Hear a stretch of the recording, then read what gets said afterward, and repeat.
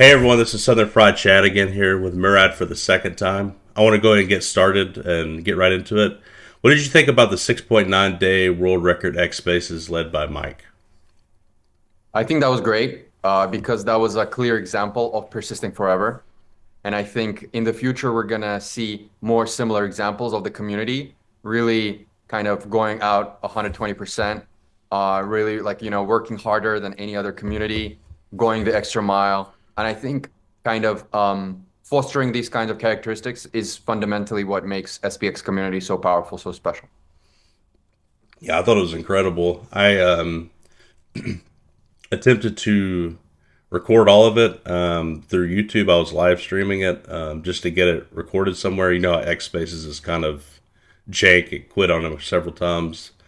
So it was what I was shocked by was there was always a conversation going. I would randomly join and just see what's going on, and I don't even know how they did that. How they kept a conversation going for 7 days. You know what they say, it takes a village, right? I just thought it was incredible.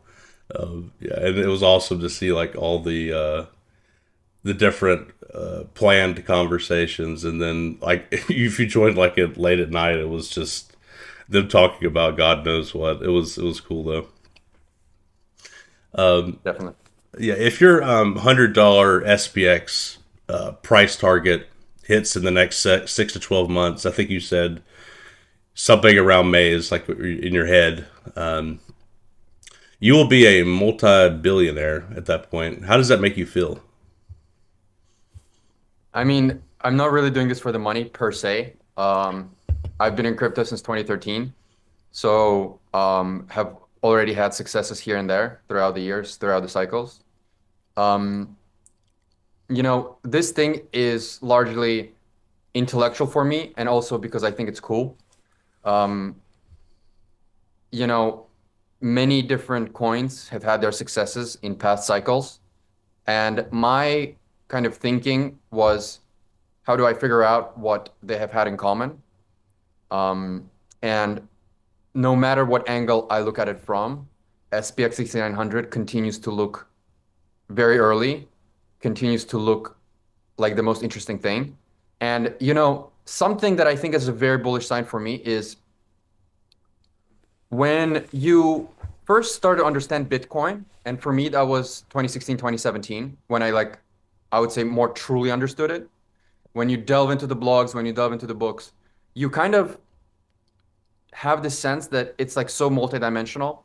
Okay, it's a decentralized network, but it's also a money, but it's also a currency, but Right. it's also this kind of almost like a neo-religion type thing, but it's also this like a counterculture asset, et cetera, et cetera. You know what I mean? Mm. And it's also like a time stamping mechanism. It's also a solution to the Byzantine generals problem, and it's like these like 100 things in one.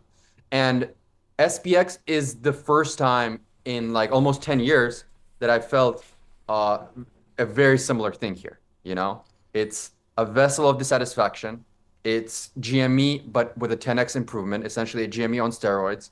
Um, in many ways, it's like the next generation asset for younger people.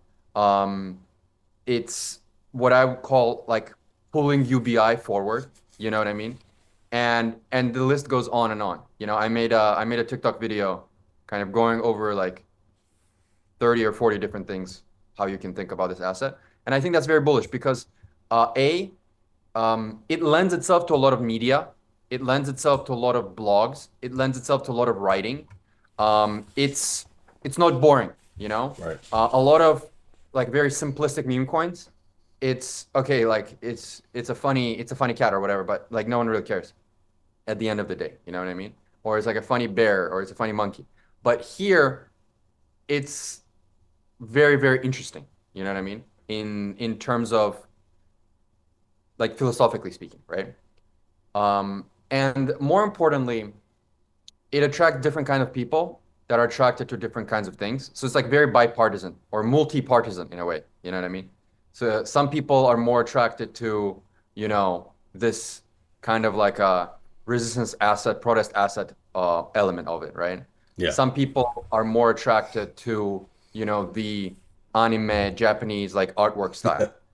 Some people are more attracted to, the community element of it, the spirituality element of it. And so it's like different things to different people. And ultimately that makes it a much bigger market and a much bigger potential. And I think that's what's very powerful.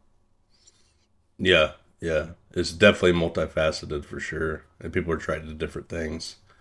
I've even discovered that from my interviews. Some people are more attracted to the spiritual side. Some people are more in it for like that GME energy. So you could definitely detect that. If we are correct and SPX say goes to $100 or beyond or something anywhere near that, and eventually $1,000 over the next 5 to 10 years, that would be one of the biggest wealth creation events for normal average people. I mean, in history, I would imagine. What do you think will be the impact of that? Like the impact of that wealth creation on the SPX movement itself? I think the bigger we grow, the more optionality we have in terms of the things we can do, in terms of kind of flash mobs and stunts and marketing and different community initiatives that we can finance. Obviously, the price of the coin going up creates what's called a wealth effect, where people are more willing to spend money, even money that they have outside of the SPX kind of asset, right? And ultimately, I think that emboldens the community. That would make the community more confident. And effectively, I mean, at the risk of patting ourselves on the back too much, I think I strongly feel like SPX 6900 disproportionately attracts like good people, in my opinion, like people that are like patient, kind, long-termist, and uh, like they represent a good part of crypto, I think.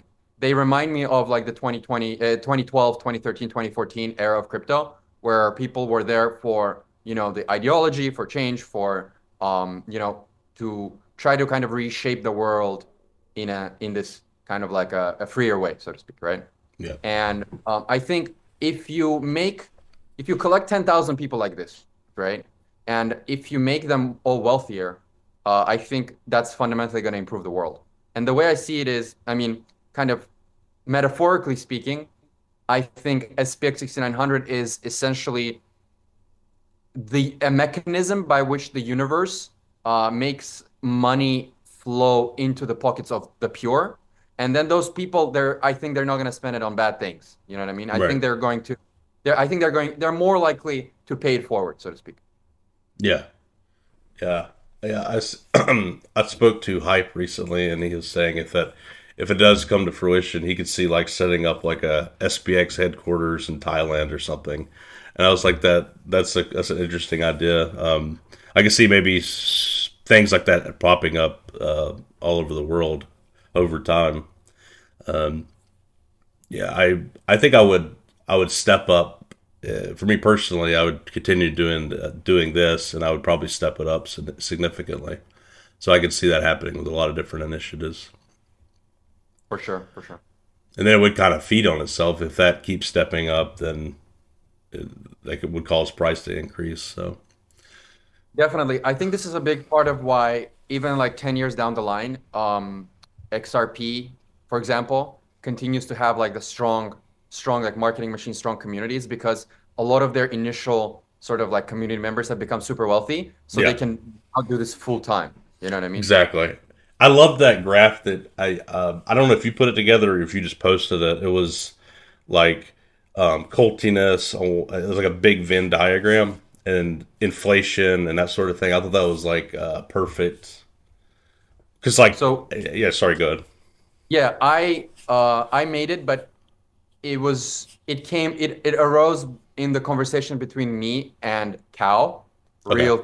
real crypto Cow. So we were talking about these things, and this is again coming back to the idea of it's like so many different things, Yeah, yeah.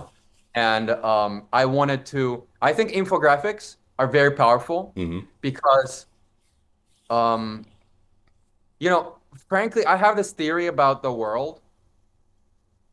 Essentially, I think, um, and maybe this is a little bit redundant, but I think there's essentially three kinds of people. I think, on one hand, you have like the warriors.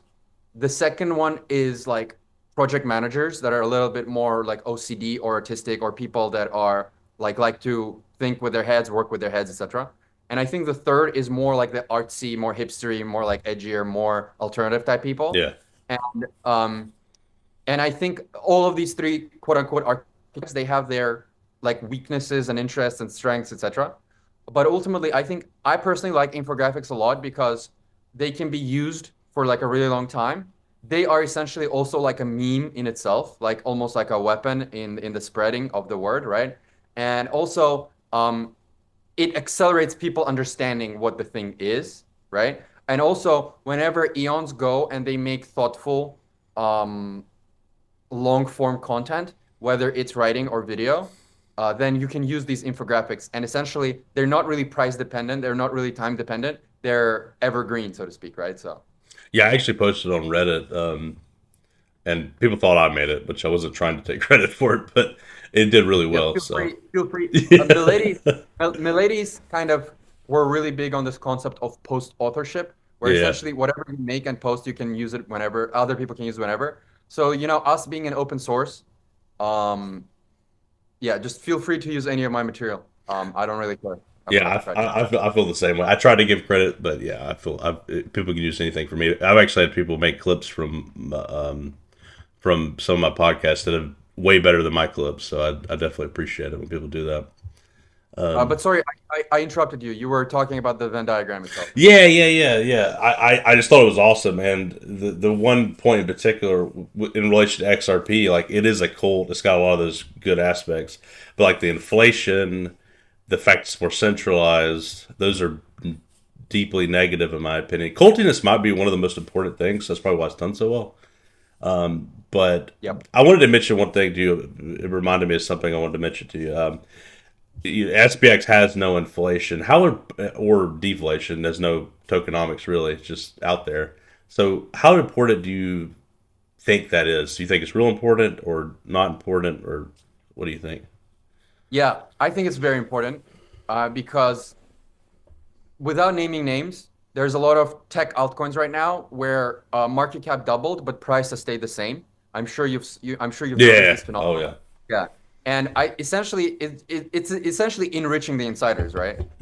Um, I always said that the best tokenomics is no tokenomics, where it's like no inflation, no deflation, where it's just like fixed. And the Bitcoin has pioneered this.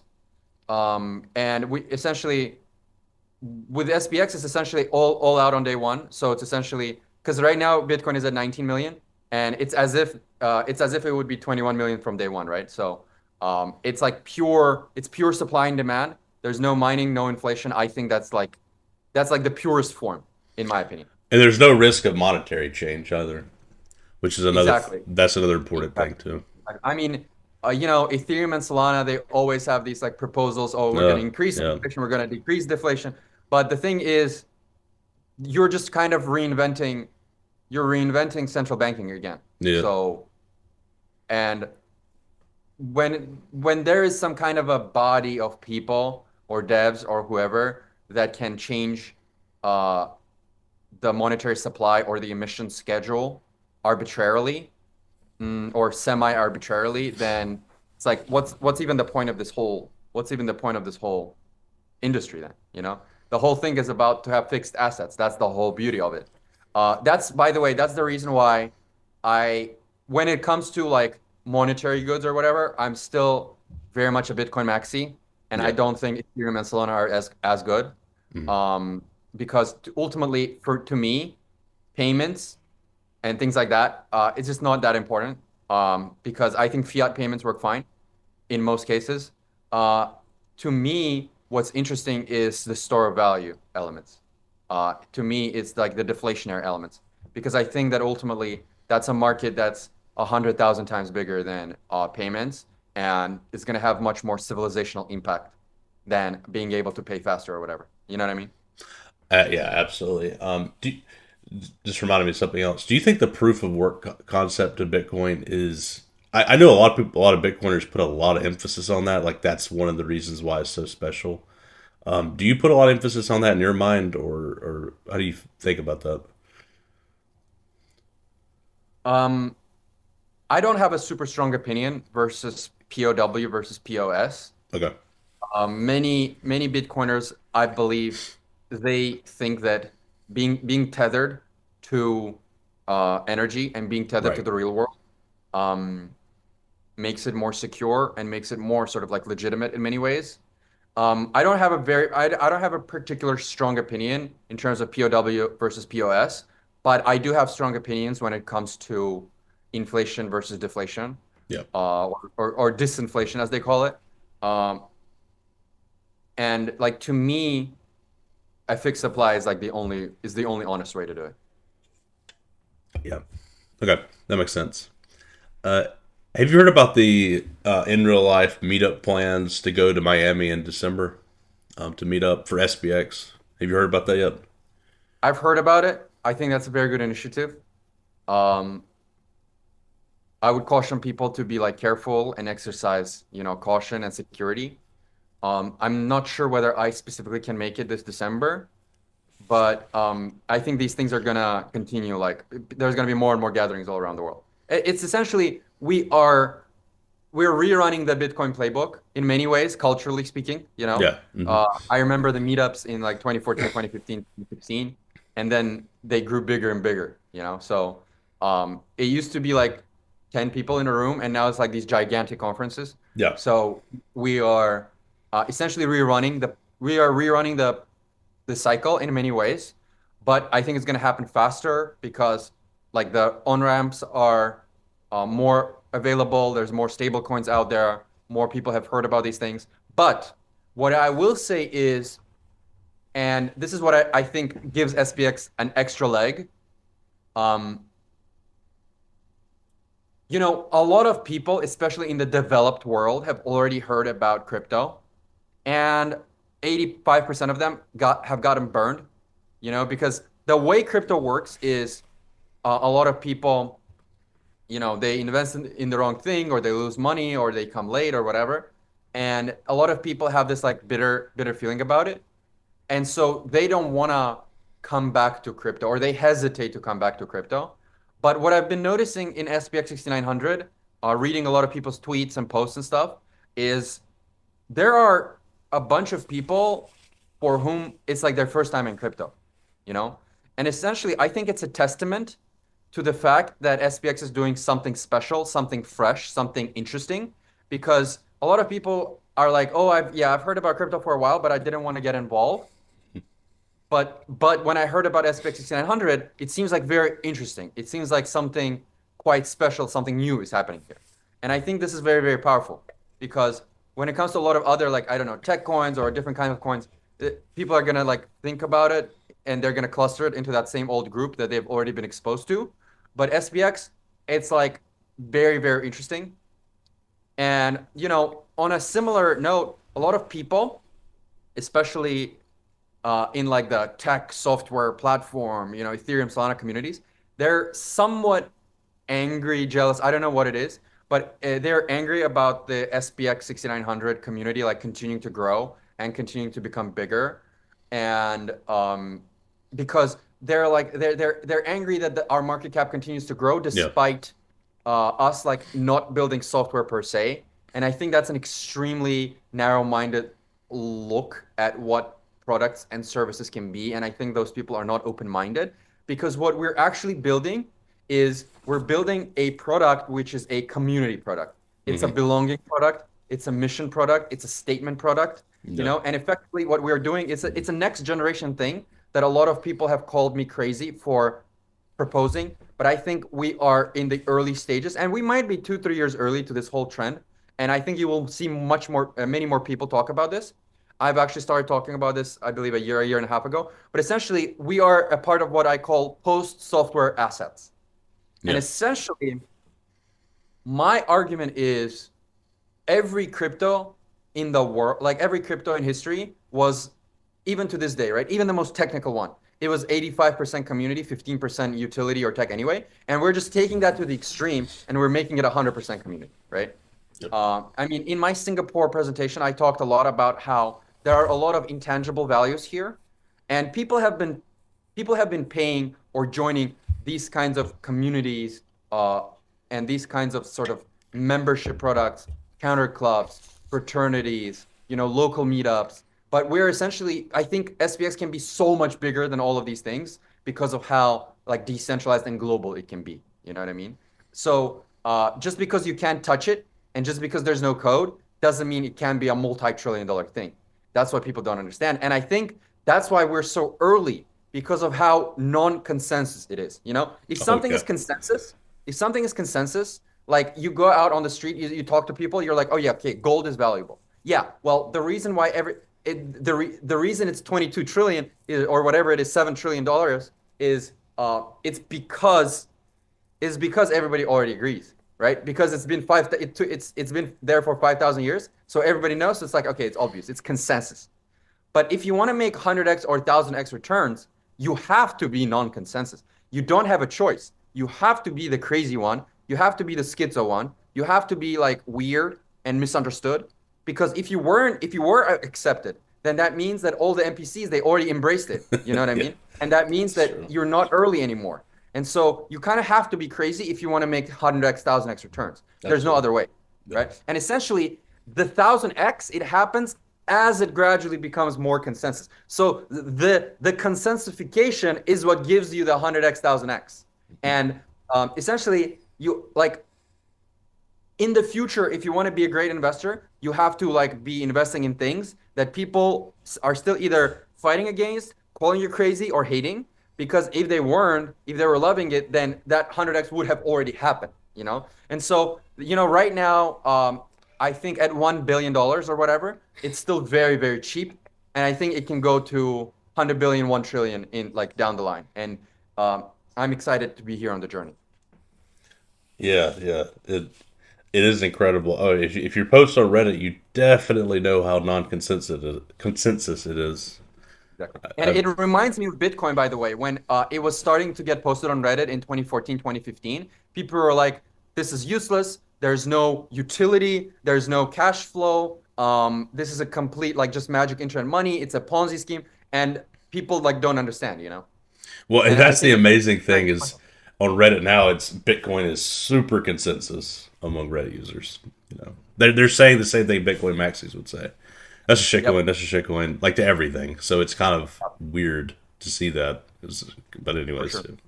That being said, though, um, without naming specific names, there is a growing number of Bitcoin maxis or like hardcore Bitcoiners that are closeted SPX 6900 supporters.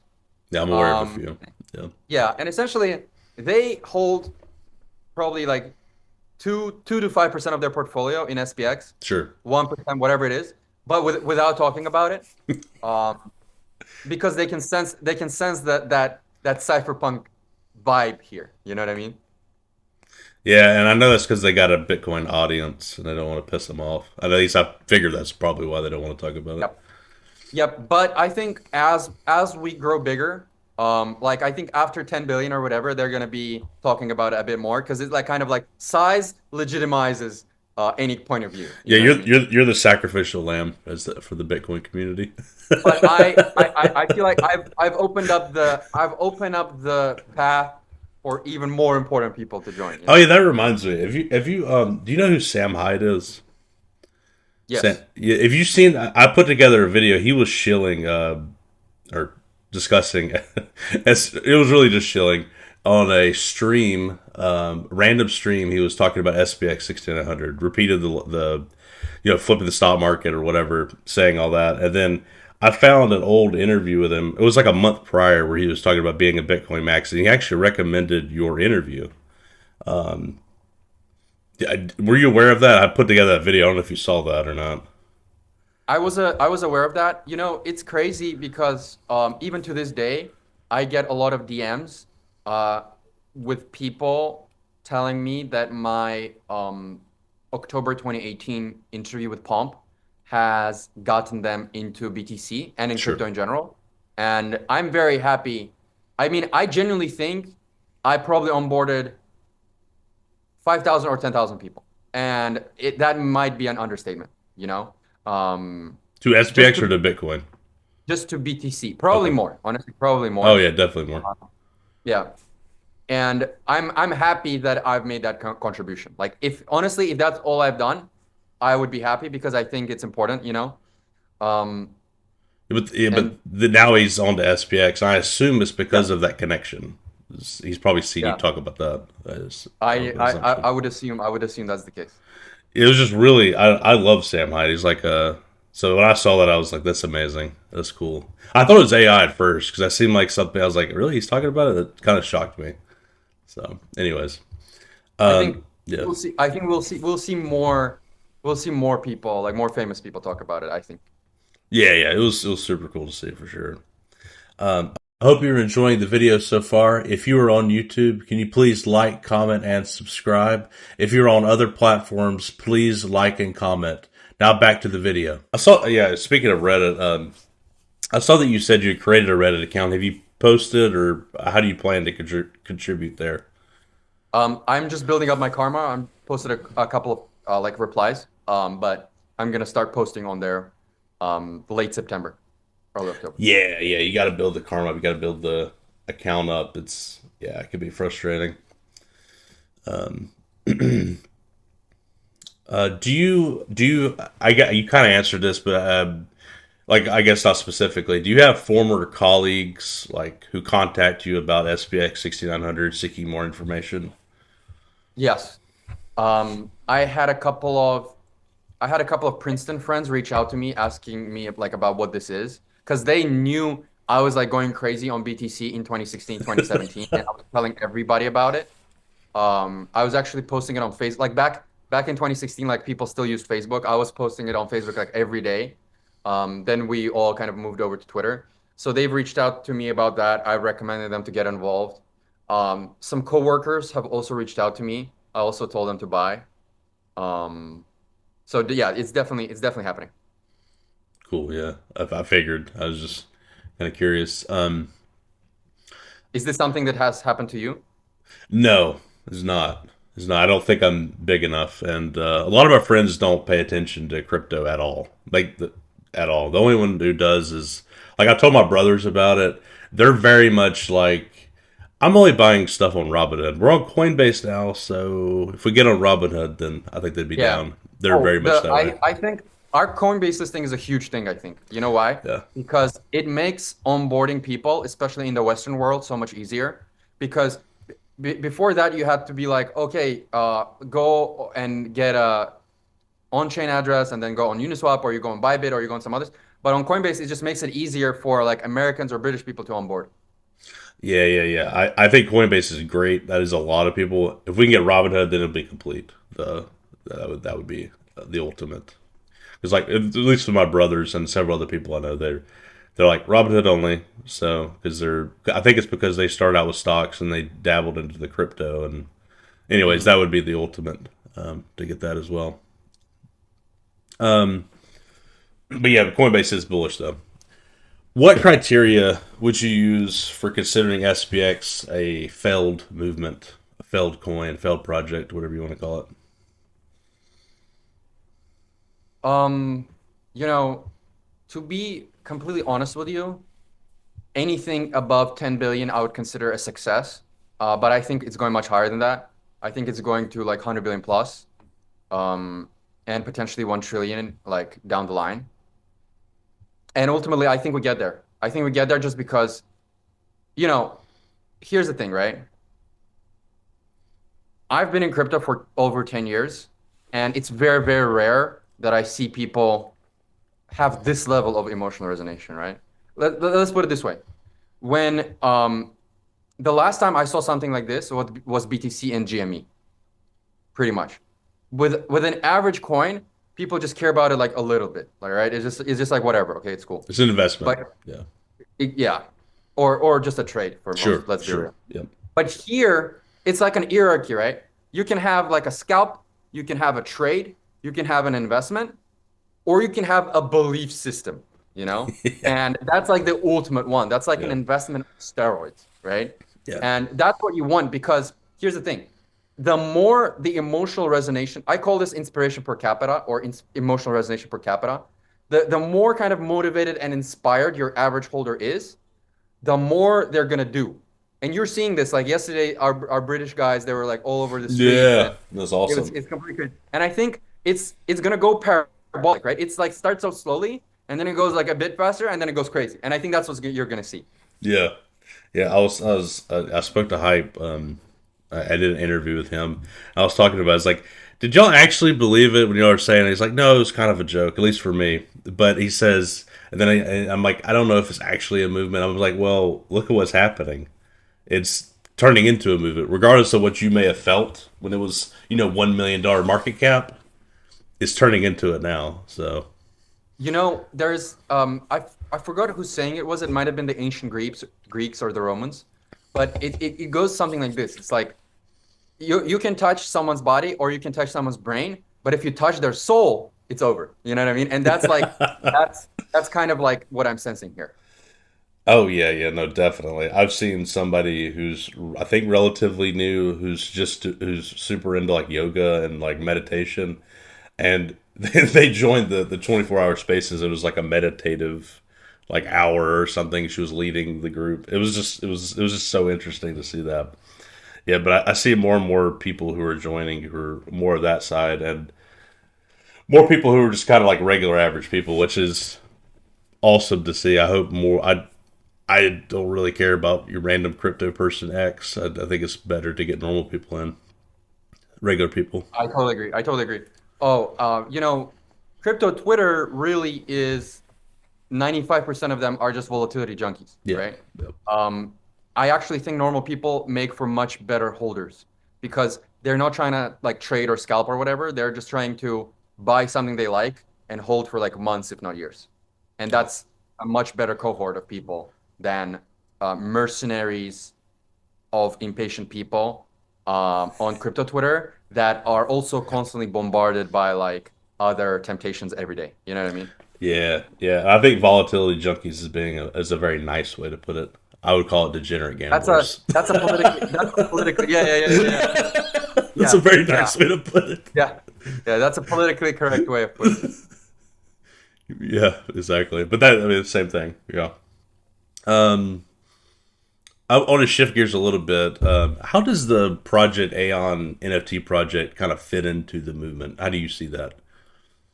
Um, I think so. I've said since day one that like the first of all, the strongest coins of this cycle are going to be coins that also have an NFT. Yep. Because I think there are some synergies there.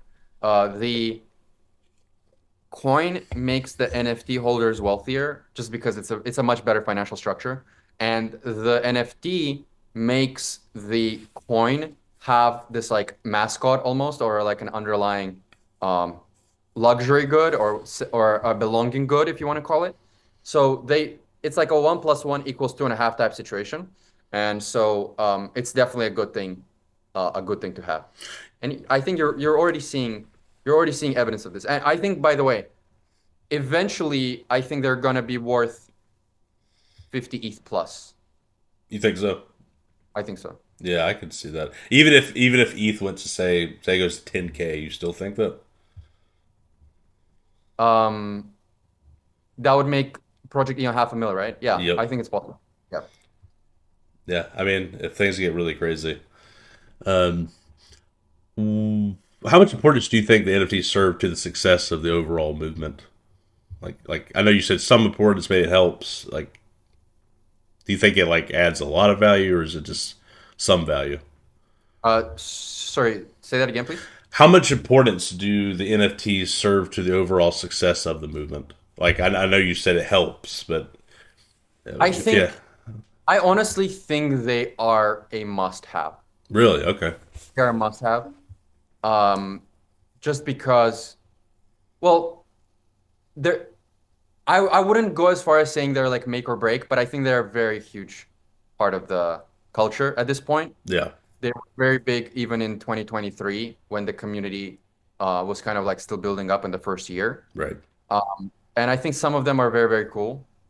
Also, people forget that there's only 3,000 of them yeah, rather than the usual 10,000 amount, which I think is gonna like make them more scarce. But you know, I'm definitely holding mine forever, pretty much. I Sure, might, sure. I might, I might give a few away, like I have been doing, but I'm definitely keeping a couple for sure for the long haul. Absolutely. Cool. Um, what is the most underrated Aeon trait, or what do you like the most? The The nuns. traits. Oh, say it again. I Sorry. like, I like the nuns. Oh, okay. Okay. Cool. I like the so I like the white nun. I like the ones with like a huge like the costumes are good, obviously because they're rare. Like the giant, I like the giant Japanese cat costume. Oh yeah, that was Obviously, cool. Yeah. the duck costume is good. Um, and the dolphin thingy is good as well. I like those. Um, ooh, this is gonna be this is like m more controversial, but I like the Mary Magdalene, like the scary ones, you Oh, know, really? with the Okay. golden statue and a skull. That one's weird, dude. I'm not into that one. That Yeah, one's too yeah, weird I for like. me. Yeah, they're a bit scary, but I kind of like them. But to me, I think I like the nun. I like the nun. White Yeah. nun, I like. I like the I mean this the one I was looking for. I wanted to buy one on the floor because I didn't want to spend too much, but the one I bought that I plan on keeping I think forever, but who knows. The limit break, the Final Fantasy VII limit Yeah, break. I love Final Fantasy VII. It's like one of my first favorite games, so I just love that. Anyone with the limit yeah, break. Um, yeah. um, I also bought another. I have a second one with like the social credit score. For some reason, I like the little things above their heads. I don't really pay attention to the costume as much. I it's like social credit score is I don't know. I think it's funny. So my unpopular opinion, and I know some people will disagree with me, but I think it's bad to hoard them. Sure. Essentially, I don't. I think you should only have one. Okay. That's my philosophy. I think people that have like 10, 20, 30 of them, I don't think that's a good thing. I think you should either give it away to a hardworking Eon as a reward, as like a internal community tip, or you should put it up for sale because I think they are going to be much more meaningful to like middle class, lower middle class, upper middle class like participant. Yeah. Um, you hoarding like another 29 of them. You know what I mean? So because and ultimately to me, I would rather the wealth flood into the coin rather than the wealth flood into the NFT in particular, especially in the medium term, because ultimately the liquidity of the coin is much more scalable.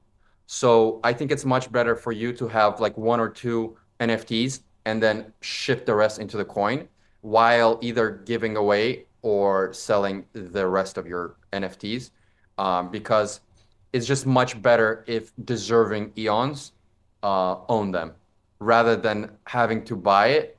And I would rather those Eons hold more coins. Does that make sense? Yeah. Yeah. Yeah. No, for sure. Yeah. No, that makes sense. Yeah, I think having too many of them is yeah. I don't really get that, but I can see I get what your meaning behind that I think is. the honorable thing to do is if you own more than like two of these, you gift them to people that have been working very hard, like disproportionately hard. Yeah, Munchies Um, gave one away to Batman, the guy who almost yeah, got struck by lightning. yeah. I love that story. It's a crazy one. But yeah, that was really nice. I loved that. So, shifting gears again, I feel like SPX 6900 is both a meritocracy and also a good example of egalitarianism. Do you see it that way, or do you feel differently? Definitely. Because despite the amount that I, for example, hold, like the OGs didn't care what the amount I had. They only care about the quality of the ideas. I mean, in late 2024, like they would routinely shoot down any of my ideas that they didn't like. So it's like, actually, even compared to a proof of stake network, where the more you own, the more of like validating power you have, Yeah. right? There is no such thing here. It's like it's pure cognospheric consensus, right? So it's just based on the hidden hidden hand of the market in terms of like the ideas that people like. And I've routinely seen some of the best writing or cult labor being produced by like relatively small eons. Yeah, absolutely. Absolutely. Yeah. Now, that being said, though, that being said, though, in the way I see it is, um, if you own a lot, you also deserve to contribute more. You also have an unspoken responsibility to contribute more. So I know people that have uh, a large amount and they are not contributing as much as people that have small amount, which I don't think is right. I think, if you own more, you have to contribute more heavily. That's the way I think that's like you can enforce it, of course, but in terms of just ethics of it, I think that's the right balance. Like that's the right approach, in my opinion. I think that makes a lot of sense. And Hype expressed something similarly. He said it annoyed him that when they were sub 10 million or before you really got involved, some people were contributing heavily, and then as soon as it went up, they kind of stopped. And he said he found that quite annoying. So, Yeah, I think a bunch of those OGs probably sold on the run up to yeah. from yeah, that happened in 2024. But I don't really blame them. Um, Not everybody like comes from wealth, so any kind of life-changing money is like a big deal. And humans naturally have a temptation to experience, uh, especially things that they have never experienced before, and to experience that for the first time.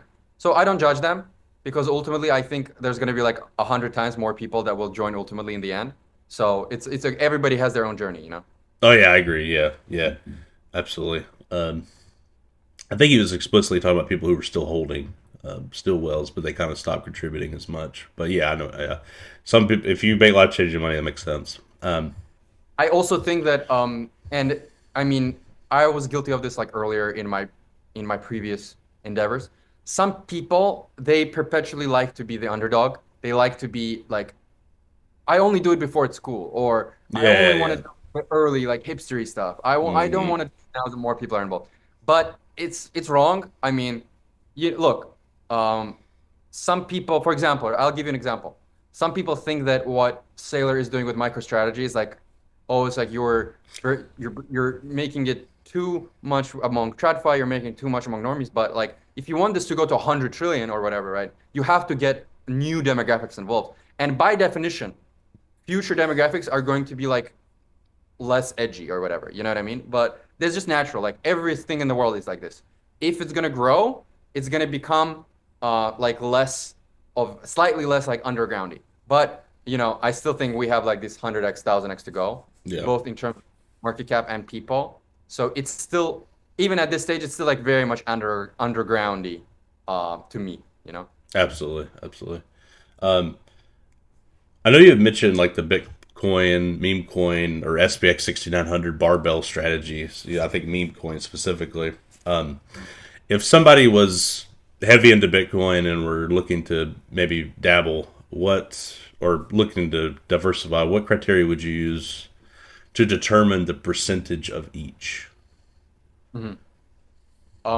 You know, to people with bigger portfolios, I say 1% conservatively.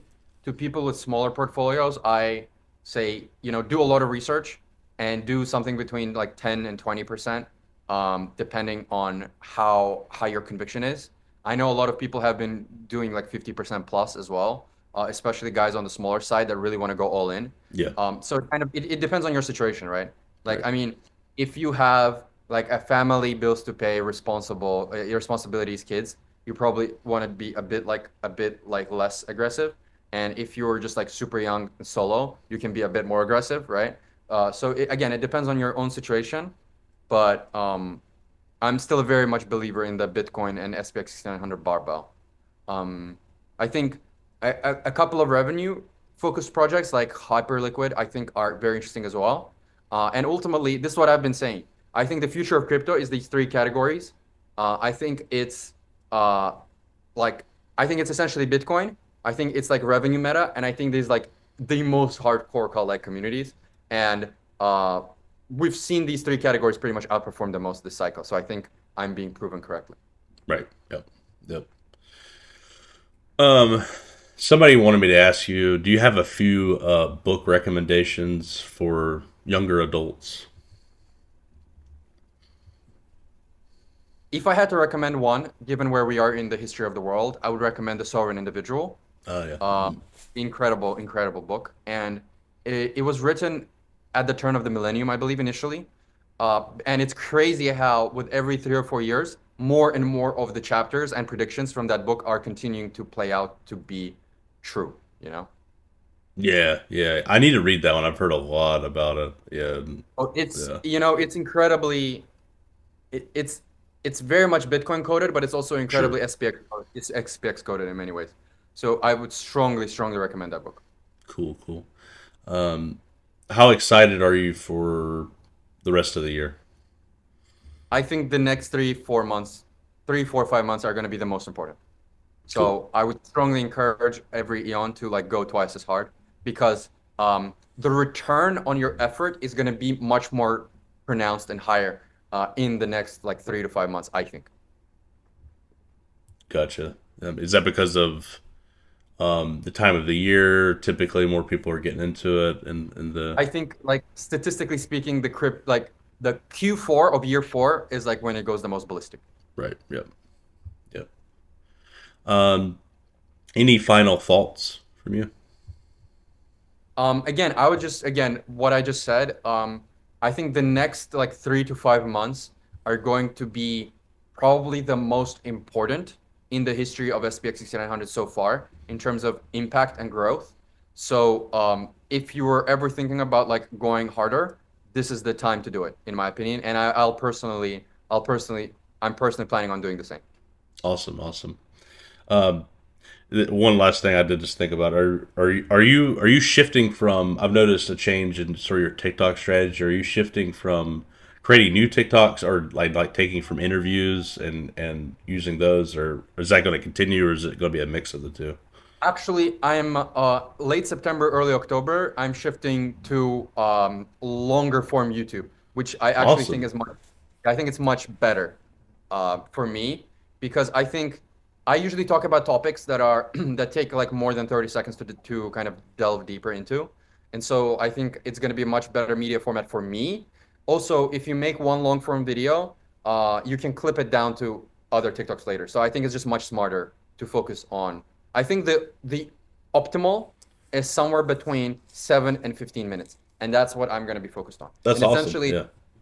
and focusing on like different standalone topics Yeah. uh, during each of those. Yeah. No, I think it's a great idea. Yeah, and then clip them, and yeah, that's sort of what I do with the podcast. I mean, much Yeah. longer than And 17 to 50 minutes, but yeah. that also lends itself better, in my opinion, to like Reddit. That lends itself better to honestly normal people, and it also lends itself better to people with more money, because Yeah. usually if you have more money, you want to delve deeper into something as opposed to do like a 15-second TikTok thing. Yeah, I think that's a good shift for sure. The TikToks are definitely good though. And I think a lot of people Yeah, were I know. sending them, but yeah, I'm definitely going to continue to post on every platform, but the medium length YouTube, I think, is the sweet spot for me, and then kind of yeah, use that to go elsewhere rather than the other way around. that gives you like a well to come to get the smaller stuff. Yeah, that makes sense. Sounds good. I appreciate you coming on again. Thank you for everyone for listening this far. Going forward, Murad and I plan on meeting on a monthly basis. Please like, comment, and subscribe so you don't miss the next one. A link to Murad's X account is below if you haven't followed him already. Until next time, persist forever, Aeons.